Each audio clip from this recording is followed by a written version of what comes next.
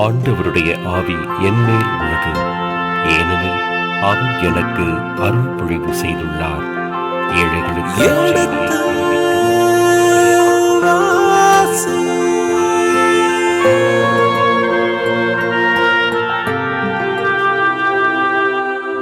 எடுத்து வாசி.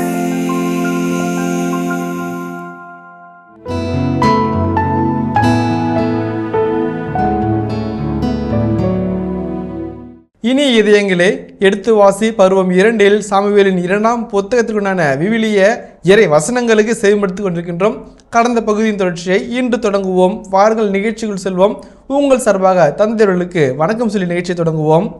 வணக்கம் தந்தை அவர்களே.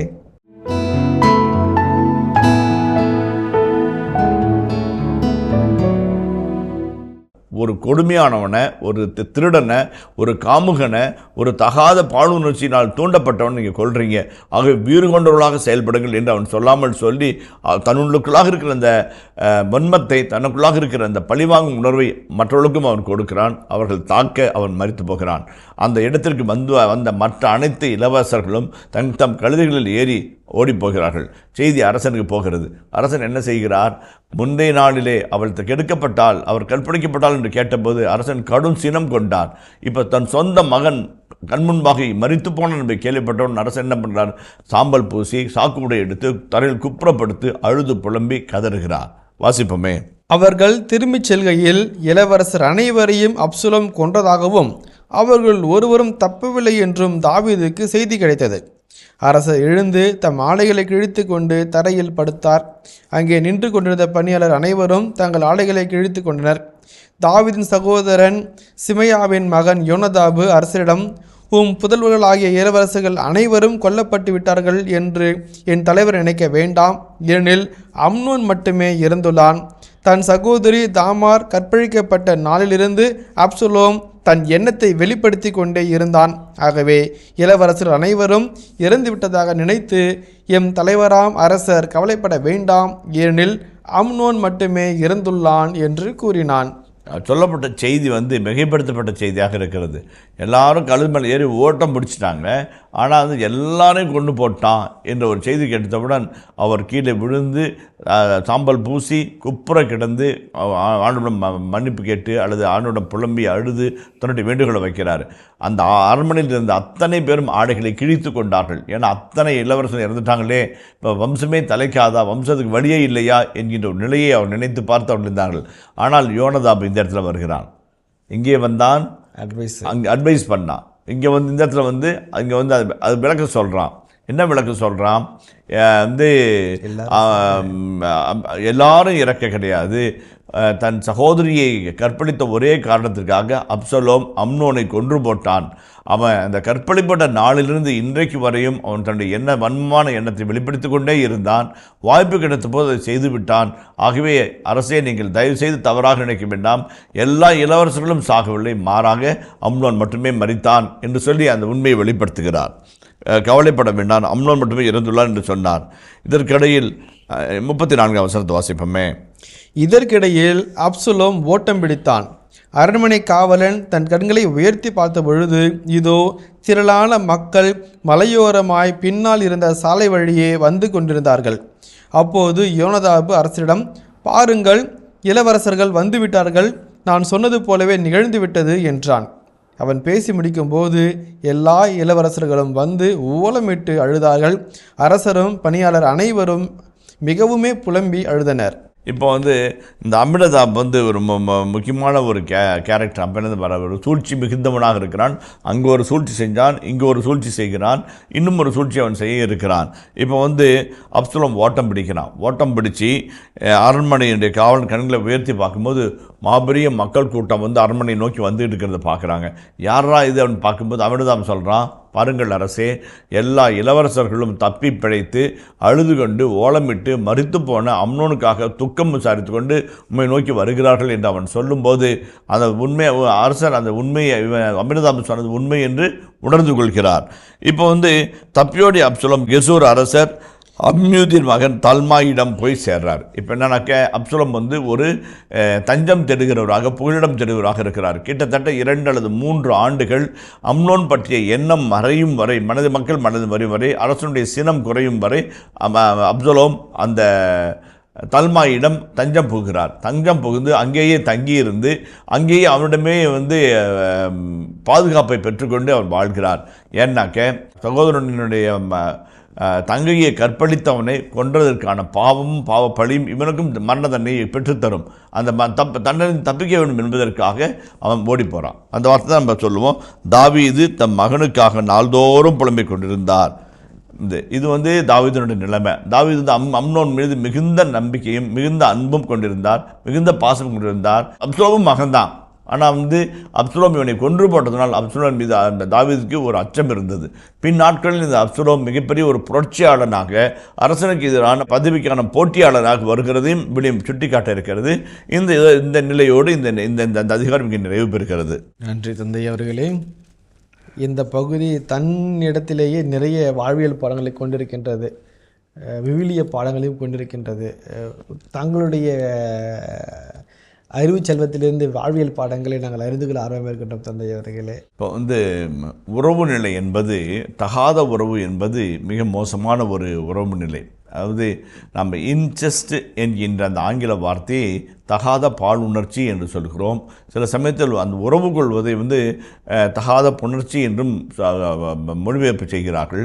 அந்த வகையில் பார்க்கின்ற பொழுது பல இடங்களிலே, பல ஊடகங்களிலே இதை பற்றிய பல்வேறு விதமான கதைகள், பல்வேறு விதமான செய்திகள் வரும்.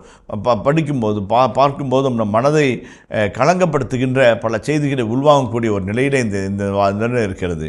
ஆனால் அன்றாட வாழ்க்கையில் நிறைய சமயத்தில் தகாத பாலுணர்ச்சியினால் தூண்டப்படுகிறவர்கள் மிகுந்த மன உளைச்சலுக்கு உள்ளாகி, மிகுந்த வாழ்க்கையுடைய மகிழ்ச்சி இழந்து போய், மிகுந்த வாழ்க்கையினுடைய ஆசீர்வாதங்கள் இழந்து போய் இருக்கிறார்கள்.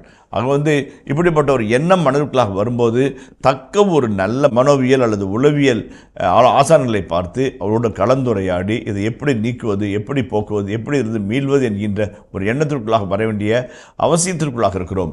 ஒரு காலகட்டத்திலே இதெல்லாம் நினைத்து கூட பார்க்க முடியாத ஒரு எண்ணங்களாக செயல்பாடுகளாக இருந்தது. இன்றைய காலகட்டங்களிலே இது நிறைய சமயத்தில் பல இடங்களிலே கேட்கின்ற ஒரு செய்தியாக இருக்கிறது. சர்ஃபிங்கு அல்லது ப்ரௌசிங்கு அல்லது ஃபேஸ்புக்கு உள்ளிட்ட பல்வேறு நிகழ்வுகளிலே இந்த தேவையற்ற செய்திகளை அவர்கள் பிரசுரம் செய்வதும் அதை வாசிக்கும் போதும் மனம் எளிதாக கலங்கப்படுவதும் இதற்கான காரணங்களாக கூட அமையலாம். முதலாவது காரியம்.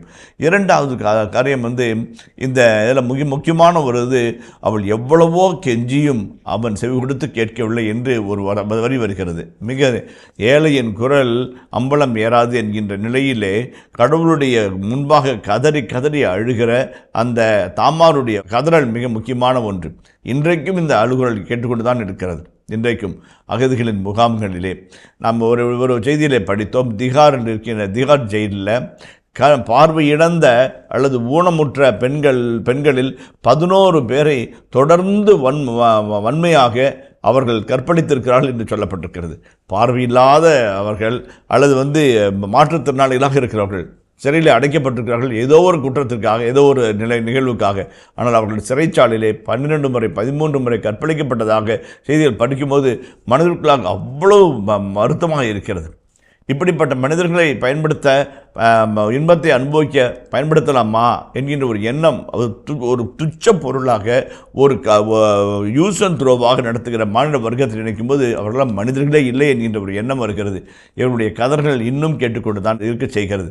அதே போல போர் கைதிகளாக பிடிப்பட்டவர்கள், அகதிகளாக இருக்கிறவர்கள், நாடு கடத்தப்பட்டவர்கள் அல்லது நாடு விட்டு நாடு பஞ்சம் பிழைப்பதற்காக வருகிற மைக்ரன்ஸாக இருக்கிறவர்கள், இவர்கள் எல்லாருமே இந்த வன்கொடுமைக்குள்ளாக உள்ளாகிற பெண்களாக இருக்கிறார்கள். இந்த அவர்களுடைய குரல் நம்முடைய காதுகளில் ஒலித்துக்கொண்டே இருக்கிறது. அவர்கள் பல விதங்களிலே அவர்கள் உடல் ரீதியாக, மன ரீதியாக, கற்பு ரீதியாக அவர்கள் சோதிக்கப்படுகிறார்கள் அல்லது துன்புறுத்தப்படுகிறார்கள். இவருடைய போக்குவரத்து காதுகளில் எட்ட வேண்டும். எந்த நிலையிலும் யார் மீதும் நாம் அட்வான்டேஜ் எடுக்கக்கூடாத ஒரு நிலையை நாம் உருவாக்கி கொள்ள வேண்டும் என்பது மிக முக்கியமான ஒரு காரியமாக இருக்கிறது. மூன்றாவதாக இன்றைய காலகட்டங்களிலே கருக்கலைப்பு பற்றி நாம் பேசுகிறோம். பெண் குழந்தை பற்றிய சிசு கொலையை மிக சர்வசாதாரணமாக உலகம் நினைக்கிறது. அந்த சைலண்ட் ஸ்க்ரீம் என்கின்ற ஒரு அற்புதமான அந்த செய்தியை நம்ம புரிந்து கொண்டோம் என்றால், வாய் பேச முடியாத, வாய் திறந்து கேட்க முடியாத, கேள்வி கேட்க முடியாத, சொல்ல முடியாத, வாழ்க்கைக்காக போராட முடியாத அந்த இளம் சிசுக்களை, கருவில் இருக்கிற சிசுக்களை சர்வ சாதாரணமாக அழிப்பதும் ஒழிப்பதும் எந்த வகையிலும் ஏற்றுக்கொள்ள முடியாத ஒன்றாக இருக்கிறதை நாம் புரிந்து கொள்ள வேண்டும். கருவிலே இருக்கிறது ஆணா பெண்ணா என்பதை தெரிந்து கொள்வது சட்டப்படி குற்றம் என்று சொல்லிவிட்டு அந்த சட்டத்தை மீறுகிற எத்தனையோ பேரை நாம் பார்த்திருக்கிறோம். பெண் கரு என்ற உடனே கழைத்துவிடு என்று சொல்கின்ற உலகத்தையும் பார்த்து கொண்டிருக்கிறோம். இந்த காலகட்டத்திலே இப்படிப்பட்ட பெண்ணியத்துக்கு எதிராக இழைக்கப்படுகின்ற எல்லா அநீதிகளின் ஒட்டுமொத்த கதறலாகத்தான் அந்த தாமாரின் கதறலை நாம் பார்க்கிறோம். மறந்துவிடக்கூடாது. மூன்றாவதாக சொல்லும்போது, வாய்ப்புகள் வசதிகள் வழங்கப்படும் போது அவனோட சொந்த சகோதரன், வா சகோதரியே என்னோடு வந்து படு, வேண்டாம் சகோதரனே என்கிற இந்த வார்த்தைகளெல்லாம் பார்க்கின்ற பொழுது மிக மிக முக்கியமான ஒரு காட்சி நமக்குள்ளாக வருகிறது. சில இடங்களிலே இளம் பெண்களுக்கான வாய்ப்புகள் வசதிகள் வெகு குறைவாக கொடுக்கப்படுகிறது. ஆணுக்கு ஒரு வகையான உணவும், பெண்ணுக்கு ஒரு வகையான உணவும், ஆணுக்கு ஒரு அளவான உணவும், பெண்ணுக்கு அளவான ஒரு அளவான விதவும், படிக்கும் இடங்களிலே பாகுபாடுபடுத்தியும் படிக்க வைப்பதிலே பாகுபாடுபடுத்தியும் இந்த உலகம் பெண்களை நடத்துகிறது. அந்த எல்லாருடைய ஒட்டுமொத்த கதறலாகத்தான் இந்த தாமாரின் கதறலை பார்க்கிறோம். ஏனென்றால் அவளை போன்ற ஒரு உத்தமமான கன்னியும் ஒரு உத்தமமான ஒரு தோரா பெண்மணியும் வீடத்தில் காண கிடைப்பது அரிது என்று ஒரு ஆசிரியர் குறிப்பிட்டு சொல்கிறார். தனக்கு எதிராக தீமை செய்ய முழு வலிமை படைத்த சகோதரன் தன் மீது ஆக்கிரமிப்பு செய்யும் போதும் அவள் மறுத்துரைத்து போராடி கதறி கெஞ்சி தன்னுடைய எதிர்ப்பை வெளிப்படுத்துகிறாள் என்று அவள் சொல்கிறது. அப்படிப்பட்ட அந்த குரலை இன்றைய நாளில் நாம் காண தவறக்கூடாது என்பதை தாழ்மையாக கேட்டுக்கொள்கிறேன். அந்த வகையில் பார்க்கின்ற பொழுது அப்சலோம் வன்மத்தின் மனிதனாக இருக்கிறான். ஒருவேளை இவனுக்கு வேறு ஏதாவது செய்ய முடியுமா என்றெல்லாம் எனக்கு கேள்வி கேட்க முடியாது. தன் சகோதரியை கற்பழித்தான் என்ற காரணத்திற்காக 7 ஆண்டுகள் தன் மனதிற்குள்ளாக வன்மத்தை வைத்திருப்பான். இங்கிலீஷில் ஒரு ப்ராப்ளம் சொல்கிறாங்க, anger is nothing but having drunk the poison me expecting the other to die என்பார்கள். கோபம் என்பதும் வன்மம் என்பதும் வைராக்கியம் என்பதும் விஷத்தை நான் குடித்துவிட்டு எதிராளி சாக வேண்டும் என்று காத்திருப்பதுதான் என்று அவர்கள் சொல்வார்கள். மனிதர்கள் 3 வகையான மனிதர்கள் இருக்கிறாங்க. ஒன்று ஒரு மரத்தை போல மனிதர்கள். ஒவ்வொரு மனிதர்களும் 3 வகையான மரத்தை போன்ற மனிதர்களாக இருப்பாங்க. ஒரு சில இலையை போல இருப்பார்கள். அப்படியே ஒட்டிகிட்டு இருப்பாங்க, தேவையானதெல்லாம் உறிஞ்சிக்குவாங்க, தேவையில்லாத சமயத்தில் நம்ம போட்டுட்டு போயிடுவாங்க. அது முதல் வகையான மனிதர்கள். 2வது வகையான மனிதர்கள் கிளைகளைப் போல இருப்பார்கள். அந்த கிளைகள் பலமில்லாது, காற்றில் ஒடியும், காஞ்சு போன வளையும், அல்லது உடைந்து விழும். அவர்களை நம்ப முடியாத ஒரு மனிதர்களாக இருப்பார்கள். நிலையற்ற மனிதர்களாக இருப்பார்கள். நிலையற்ற மனிதர்கள், நம்பிக்கையற்ற மனிதர்களாக இருப்பார்கள், அல்லது நம்பிக்கை துரோகிகளாக இருப்பார்கள். அந்த யோனதாபை போல சூழ்ச்சி மதி கொடுத்தவர்களாக கூட இருப்பார்கள். 3வது மனிதர்கள் வேர்களைப் போல இருப்பார்கள். அவள் செய்வது எங்கேயும் யாருக்கும் தெரியாது. மண்ணுக்குள்ளாக மறைந்து கண்ணுக்கு தெரியாத விதத்தில் இந்த மரத்தையை தாங்கி பிடிக்கக்கூடிய சக்தி உடையவர்களாக இருப்பார்கள். நாம் யாராக இருக்கிறோம் என்று, பெண்ணுக்கு யாராக இருக்கிறோம் என்று பார்ப்போம். பெண்ணிடம் இருப்பதை உறிஞ்சி எடுத்துக்கொண்டு அவர்களிடம் தூக்கி எறிகின்ற யூஸ் அண்ட் த்ரோ கல்ச்சரில் வாழ்கிறோமா, அல்லது அவளுடைய பலத்தை முறித்து போடுகிற சக்திகள், எதிர் சக்திகளாக, எதிர்வினைகளாக, எதிர் போராளிகளாக இருக்கிறோமா, அல்லது அவர்களை தாங்கி பிடிக்கிற வேர்களாக இருக்கிறோமா என்பதை யோசித்து பார்க்க நம்ம அழைக்கப்படுகிறோம். அந்த வகையில் பார்க்கின்ற பொழுது வேறு மனிதர்களாக இருப்பது என்பது தலைச்சிறந்த ஒன்று. பெண்ணியம் என்பது தாய்மைக்கு ஈடானது. தாய்மை என்பது தெய்வத்திற்கு ஈடான ஒன்று, இல்லைங்களா? தாய்மையும் பற்றி பாடாத கவிஞனே இல்லை. தாய்மையையும் காதலையும் பற்றி ஒரு கவிஞன் பாடவில்லை என்றால் அவன் கவிஞனே இல்லை என்றும் சொல்வார்கள். அப்படி சொல்லும்போது தாய்மைக்கு ஈடானது அம்மா என்று அழைக்காத உயிரிலேயே அம்மாவை வணங்காமல் உயர்வில்லையே என்று கவிஞர்கள் கவிதை எழுதியிருக்கிறார்கள். அம்மா என்பது தெய்வம், பெண்மை என்பது தெய்வம். பெண்மை என்பது தெய்வம் என்று, அம்மா என்பது தெய்வம் என்பதால் பெண்மை என்பதும் தெய்வம். அந்த தெய்வத்திற்கு இணையான அந்த பெண்மையை நாம் மதிக்க நாம் கற்றுக்கொள்ள வேண்டும். சொந்த சகோதரியை இச்சைக்கு உள்ளாக்கி கெடுத்து அதன் விளைவாக அவனும் மரித்து போய் ஒரு வன்முறை இன்னொரு வன்முறை ஈண்டெடுக்கும். இங்கே பாலியல் வன்முறை, அங்கே உடல்வான வன்முறை, இல்லைங்களா? ஒரு வன்முறை இன்னொரு வன்முறை ஈண்டெடுக்க செய்கிறது. உன்னுடைய குடும்பத்திலிருந்து வாள் அகன்று போகாது என்று இறைவாக்கின்படியாக சொல்லப்பட்டது இன்று வரை நடந்து கொண்டே இருக்கிறது. அம்னோன், அப்சலோம், தாமார் இவர்களுக்கிடையே நிகழ்வுகள் இருக்குது. இறுதியாக சொல்லப்போது தொடக்க நூல் 34ஆம் அதிகாரத்திலே பார்ப்போமே. தொடக்க நூல் 34ஆம் அதிகாரத்தை பார்ப்போமே. தீனாவுக்கு ஏற்பட்ட அவமானம். தொடக்க நூலிலே 34ஆம் அதிகாரத்திலே தீனா என்கின்ற அழகிய பெண்மணி ஷெக்கெம் என்கின்ற ஒரு காமுகனினால் அவமானப்படுத்தப்படுகிறாள், கற்பழிக்கப்படுகிறாள். அதற்கும் ஒரு பழிவாங்கல் நிகழ்வு ஏற்படுகிறது. அதை ஒட்டிய அதே போன்ற ஒரு நிகழ்வைத்தான் இந்த இடத்திலே தாமாருக்கும் அம்னோனுக்கும் இடையே இந்த நிகழ்வாக நாம் பார்க்கிறோம். அதற்கும் இதற்கும் பலவிதமான ஒற்றுமைகள், பலவிதமான ஒப்புமைகள் அங்கே இருக்கத்தான் செய்கிறது. எதற்காக சுட்டி காட்டுகிறேன்? ஒரு வன்முறை இன்னொரு வன்முறை ஈண்டெடுக்கும். ஒரு வன்முறை ஒரு மென்மையை ஈண்டெடுக்கவே ஈண்டெடுக்காது. ஒரு வன்முறை ஒரு அமைதியை ஈண்டெடுக்காது. ஒரு வன்முறை இன்னொரு வன்முறையைத்தான் ஈண்டெடுக்கும் என்பது போல இந்த ஒரு இந்த தகாத பாலுணர்ச்சி ஒரு கொலையில் முடிகிறது. இந்த கொலை இன்னொரு ஆபத்தில் நாடு கடத்தலில் நடைபெறுகிறது என்று பாவம் தொடர்ந்து வந்து கொண்டே இருக்கும். இப்படிப்பட்ட நிலையில் தான் இந்த அதிகாரம் ஒரு அழகான அதிகாரமாக பல வாழ்வியல் சிந்தனைகள் நமக்குள்ளாய் தாங்கி வருகின்ற அதிகாரமாக இருக்கிறதாக நாம் நினைக்கின்றோம். நன்றி தந்தை அவர்களே. தன்னை விட வலு குறைந்த ஒருவரை பாதுகாக்க வேண்டிய பொறுப்பு வலுவான ஒருவருக்கு இருக்கின்றது என்பதை அன்று தொட்டு இன்று வரை நம்முடைய கடவுள் சொல்லிக் கொண்டிருக்கிறார். அதை நாம் செய்ய அழைக்கப்பட்டு கொண்டிருக்கின்றோம். நன்றி தந்தை அவர்களே. இனிய இதயங்களை இதுவரை நாம் சாமுவேல் 2ஆம் புத்தகத்தின் 13ஆம் அதிகாரத்துக்கான விவிலிய விளக்கங்களுக்கு செவிமடுத்திருக்கின்றோம். இனி இந்த அதிகாரத்தின் இறை வசனங்களுக்கு செவிமடுப்போம். சாமுவேல் 2ஆம் நூல் அதிகாரம் 13. பின்னர் நிகழ்ந்தது. தாவீதின் மகன் அப்சலோமிற்கு தாமார் என்ற சகோதரி இருந்தாள். அவள் பேரழகி. தாவீதின் இன்னொரு மகன் அம்னோன் அவள் மீது மோகம் கொண்டிருந்தான். அம்னோன் தன் சகோதரி தாமாருக்காக மிகவும் ஏங்கி நோயுற்றான். அவள் கன்னியாக இருந்ததால் அவளிடம் அவனால் ஒன்றும் செய்ய முடியவில்லை. அம்னோனுக்கு யோனதாபு என்ற ஒரு நண்பன் இருந்தான். அவன் தாவீதின் சகோதரனான சிமையின் மகன். யோனதாபு சூழ்ச்சி மிக்கவன். இளவரசே, நீர் நாளுக்கு நாள் சோர்ந்து போவதேன், என்னிடம் சொல்ல மாட்டீரோ என்று கேட்க, அதற்கு அம்னோன், என் சகோதரன் அப்சலோமின் சகோதரி மீது நான் மையல் கொண்டுள்ளேன் என்று அவனிடம் கூறினான். யோனதாபு அவனிடம், உமது படுக்கையில் படுத்துக்கொண்டு நோயுற்றவர் போல் பாசாங்கு செய்யும். தந்தை உம்மை காண வருவார். அவரிடம், என் சகோதரி தாமாரை தயகூர்ந்து அனுப்பி வையுங்கள். அவள் எனக்கு உணவு தரட்டும். என் கண் முன்னே அவள் உணவு தயாரிக்கட்டும். நான் அதை கண்டு அவள் கையிலிருந்து உண்பேன் எனச் சொல்லும் என்று யோனதாபு அவனுக்கு ஆலோசனை கூறினான். அவ்வாறே அம்னோன் படுத்துக்கொண்டு நோயுற்றவன் போல் பாசாங்கு செய்தான். அரசர் அவனை காண வந்தபோது அம்னோன் அவரிடம், தயகூர்ந்து என் சகோதரி தாமாரை அனுப்பி வையுங்கள். அவள் என் கண் முன்னே 2 பணியாரங்கள் செய்தால் நான் அவள் கையிலிருந்து உண்பேன் என கூறினான். தாவீது வீட்டுக்கு ஆள் அனுப்பி தாமாரை வரச் சொல்லி, உடனே உன் சகோதரன் அம்னோனின் வீட்டுக்கு சென்று அவனுக்கு உணவு தயார் செய் என்றார். தாமார் தன் சகோதரன் அம்னோனின் வீட்டுக்கு சென்றாள். அவனோ படுத்திருந்தான். அவள் மாவு எடுத்து பிசைந்து அவன் கண் முன்னே பணியாரங்கள் சுட்டாள். பிறகு அவள் பாத்திரத்தை கொண்டு வந்து அவனுக்கு பரிமாறினாள். அவன் உண்ண மறுத்தான். எல்லாரையும் என்னிடமிருந்து போகச் சொல் என்று அம்னோன் கேட்க, எல்லாரும் அவனை விட்டுச் சென்றனர்.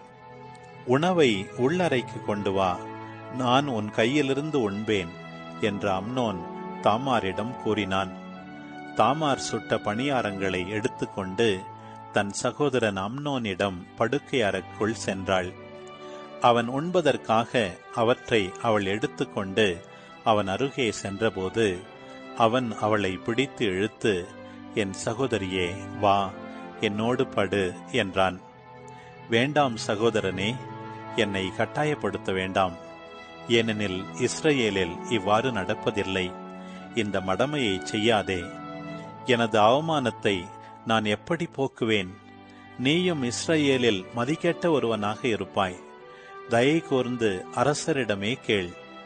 அவர் என்னை உனக்கு கொடுக்க மறுக்க மாட்டார் என்று அவள் அவனிடம் கெஞ்சினாள்.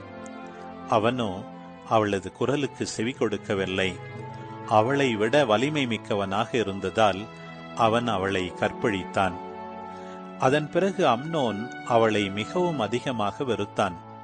அவன் எந்த அளவுக்கு அவள் மீது மோகம் கொண்டிருந்தானோ அந்த அளவுக்கு மிகுதியாக அவளை வெறுத்து, எழுந்து சென்றுவிடு என்று அவளிடம் கூறினான். அவளோ, வேண்டாம், என்னை அனுப்பிவிடும் கொடுமை நீ எனக்கு செய்த முன்னைய கொடுமையை விடவும் மோசமானது என்று கதறினான். ஆனால் அவன் அவளுக்கு செவி கொடுக்க விரும்பவில்லை. தனக்கு பணிவிடை செய்து வந்த இளைஞனை அவன் அழைத்து, இந்த பெண்ணை என்னிடமிருந்து வெளியேற்று, அவள் சென்றதும் கதவை தாழிடு என்று கூறினான்.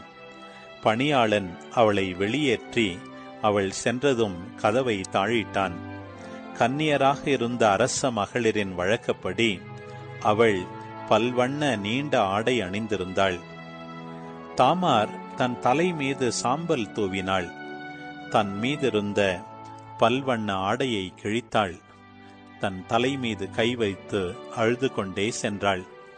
அப்பொழுது அவள் சகோதரன் அப்சலோம் அவளிடம், இதை உனக்கு செய்தது அம்னோனா? என் சகோதரி, இப்போது நீ அமைதியாயிரு. அவன் உன் சகோதரன், இதை மனதில் வைக்காதே என்று கூறினான். தாமார் தன் சகோதரன் அப்சலோமின் வீட்டில் ஆறுதலின்றி வாழ்ந்தாள். நடந்த இவ்வனைத்தையும் தாவீது கேள்வியுற்று கடுஞ்சினம் கொண்டார். அப்சலோம் அம்னோனுடன் நல்லதோ தீயதோ ஒன்றுமே பேசவில்லை. ஏனெனில் தன் சகோதரி தாமாரை கற்பழித்ததற்காக அப்சலோம் அம்னோனை வெறுத்தான். 2 ஆண்டுகள் கழிந்த பிறகு அப்சலோம் எப்ராயிம் அருகே பாகால் ஆட்சோரில் ஆடுகளுக்கு முடி கத்தரித்தான். அப்போது அப்சலோம் இளவரசர் அனைவரையும் அழைத்திருந்தான். அப்சலோம் அரசரிடம் வந்து, இதோ அடியேன் ஆடுகளுக்கு முடி கத்தரிக்கிறேன். அரசரும் அவருடைய பணியாளரும் தயை கூர்ந்து அடியேனோடு வாருங்கள் என்றான்.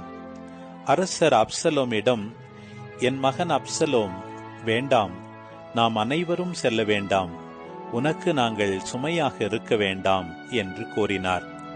அவன் அவரை வலியுறுத்தியும் அவர் செல்ல விரும்பாமல் அவனுக்கு ஆசி அளித்தார். பின் அப்சலோம், இல்லாவிடில் என் சகோதரன் அம்னோன் எங்களோடு செல்லட்டும் என்று கேட்க, அரசர், அவன் உன்னோடு ஏன் செல்ல வேண்டும் என்று அவனிடம் வினவினார். அவன் அவரை வற்புறுத்தியதால் அம்னோனையும் இளவரசர் அனைவரையும் அவனோடு அரசர் அனுப்பி வைத்தார். அப்சலோம் தம் பணியாளரிடம், அம்னோனின் மனம் மதுவால் மயங்கும் நேரம் பாருங்கள், அம்னோனை தாக்குங்கள் என்று நான் உங்களிடம் கூறும்போது அவனை கொன்றுவிடுங்கள். அஞ்ச வேண்டாம், உங்களுக்கு கட்டளையிடுபவன் நான் அல்லவா? உறுதி பூண்டு வீரர் புதல்வர்களாகச் செயல்படுங்கள் என்று கூறினான். அப்சலோமின் பணியாளர் அவன் கட்டளையிட்டவாறே அம்னோனுக்குச் செய்தார்கள். இளவரசர் அனைவரும் அவரவர் தம் கழுதைகளில் ஏறி தப்பி ஓடினர். அவர்கள் திரும்பிச் செல்கையில் அப்சலோம் இளவரசர் அனைவரையும் கொன்றதாகவும் அவர்களுள் ஒருவரும் தப்பவில்லை என்றும் தாவீதுக்கு செய்தி கிடைத்தது. அரசர் எழுந்து தம் ஆடைகளை கிழித்துக் கொண்டு தரையில் படுத்தார். அங்கே நின்று கொண்டிருந்த பணியாளர் அனைவரும் தங்கள் ஆடைகளை கிழித்துக் கொண்டனர். தாவீதின் சகோதரன் சிமையாவின் மகன் யோனதாபு, உம் புதல்வர்களாகிய இளவரசர்கள் அனைவரையும் கொன்றுவிட்டார்கள் என்று என் தலைவர் நினைக்க வேண்டாம். ஏனெனில் அம்னோன் மட்டுமே இறந்துள்ளான். தன் சகோதரி தாமார் கற்பழிக்கப்பட்ட நாளிலிருந்து அப்சலோம் தன் எண்ணத்தை வெளிப்படுத்திக் கொண்டே இருந்தான். ஆகவே என் தலைவராம் அரசர் இளவரசர் அனைவரும் இறந்துவிட்டதாக நினைத்து கவலைப்பட வேண்டாம், ஏனெனில் அம்னோன் மட்டுமே இறந்துள்ளான் என்று கூறினான். இதற்கிடையில் அப்சலோம் ஓட்டம் பிடித்தான். அப்போது அரண்மனை காவலன் தன் கண்களை உயர்த்தி பார்த்தபொழுது, இதோ திரளான மக்கள் மலையோரமாக பின்னால் இருந்த சாலை வழியாக வந்து கொண்டிருந்தனர். அப்போது யோனதாபு அரசரிடம், பாருங்கள், இளவரசர் வந்துவிட்டனர், நான் சொன்னது போலவே நிகழ்ந்துவிட்டது என்றான். அவன் பேசி முடிக்கும்போது இளவரசரும் வந்து ஓலமிட்டு அழுதனர். அரசரும் பணியாளர் அனைவரும் வெகுவாய் புலம்பி அழுதனர். தப்பியோடிய அப்சலோம் கெசூர் அரசன் அம்மிகோதின் மகள் தல்மாயிடம் சென்றடைந்தான். தாவீது தம் மகனுக்காக நாள்தோறும் புலம்பிக் கொண்டிருந்தார். கெசூருக்கு தப்பி ஓடிய அப்சலோம் அங்கே 3 ஆண்டுகள் தங்கியிருந்தான். அம்னோனின் மறைவு பற்றிய கவலை நீங்கிய பின் அரசர் தாவீது அப்சலோமை காணும் ஏக்கத்தில் இருந்தார். இனி இதயங்களே, எடுத்து வாசி பருவம் 2 சாமுவேல் 2ஆம் புத்தகத்துடனான விவிலிய இறை வசனங்களுக்கு செய்யப்படுத்திக் கொண்டிருக்கின்றோம். இதன் தொடர்ச்சியை மீண்டும் அடுத்த பகுதியில் தொடர்வோம். அதுவரை இணைந்திருங்கள். இயேசுவுக்கே புகழ், இயேசுவுக்கே நன்றி, மரியே வாழ்க. தாவீது கேட்ட ஒரு தளபதி யோவாபு, அதில் எந்த குறையும் கிடையாது. அதைவிட மிக முக்கியமானது